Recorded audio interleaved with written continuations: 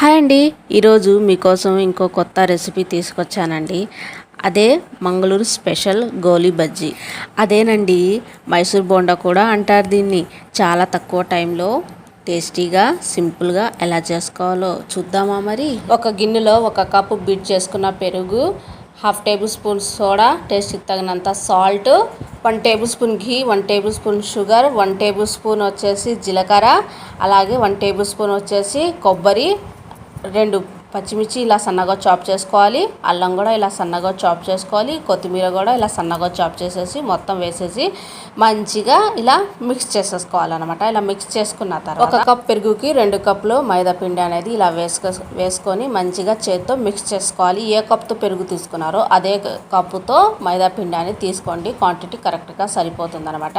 So ఇలా మంచిగా ఒకసారి మిక్స్ చేసుకున్న తర్వాత కొద్దిగా వాటర్ వేసుకొని బోండాల పిండి లెక్క మంచిగా కలుపుకోవాలి. కలిపిన తర్వాత 5 నిమిషాలు మంచిగా బీట్ చేసుకొని ఒక 2 గంటలు మూత పెట్టేసి పక్కన పెట్టుకోవాలి.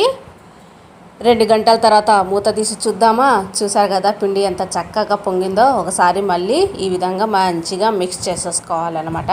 సో మిక్స్ చేసుకున్న తర్వాత ఇప్పుడు మనము బొండాలు వేసుకోవాలి కదా. పొయ్యి మీద కడాయి పెట్టేసి డీప్ ఫ్రైకి సరిపడా ఆయిల్ వేసేసి ఆయిల్ బాగా వేడెక్కిన తర్వాత ఇప్పుడు బోండాలు అనేది వేసేసుకోవాలి. మీ ఇష్టం అండి. సో రౌండ్గా రావాల్సిన అవసరం కూడా లేదు. ఈ గోలీ బజ్జీ వచ్చేసి అద్భుతంగా ఉంటుంది, సింపుల్గా అయిపోతుంది, టేస్ట్ అయితే ఆసంగా ఉంటుంది అనమాట. చూసారు కదా, నాకైతే రౌండ్గా రాలేదు, నేను నార్మల్గా అలా వేసేసాను అనమాట. సో మంచిగా ఒకసారి ఏమో ఫస్ట్ పెద్దగా వేసాను, తర్వాత వచ్చేసి మా బాబుకి చిన్నగా కావాలన్నమాట ఈ బజ్జీలు. పెద్దగా అయితే అసలు తినడు, చిన్నగా వేసి మమ్మీ అని చెప్పేశాడు. సరే అనేసి మా బాబు కోసం చిన్న బోండాలు వేస్తున్నాను. చూడండి, భలే పొంగుతున్నాయి కదా, భలే ఉంటాయండి. వేడి పక్కన కొబ్బరి చట్నీ అలాగే ఎర్రకారం పెట్టుకొని తింటే అద్భుతం అనుకోండి, వేరే లెవెల్ ఉంటుంది. ఒక్కసారి తింటే అసలు వదిలిపెట్టరు. సో ఎలా చేసుకోవాలో చూసారు కదా. సో మీకు నచ్చితే కనుక మీ ఫ్రెండ్స్ అండ్ ఫ్యామిలీకి ఈ వీడియో షేర్ చేసి ఎండ్ వరకు చూసి ఒక లైక్ ఇచ్చేయాలండి. రంజాన్ నెల కదా, రంజాన్ స్పెషల్ ఇఫ్తార్ విందు మంగళూరు గోలీ బజ్జీ అనేది ఈరోజు చేశాను. సో అద్భుతంగా ఉందన్నమాట.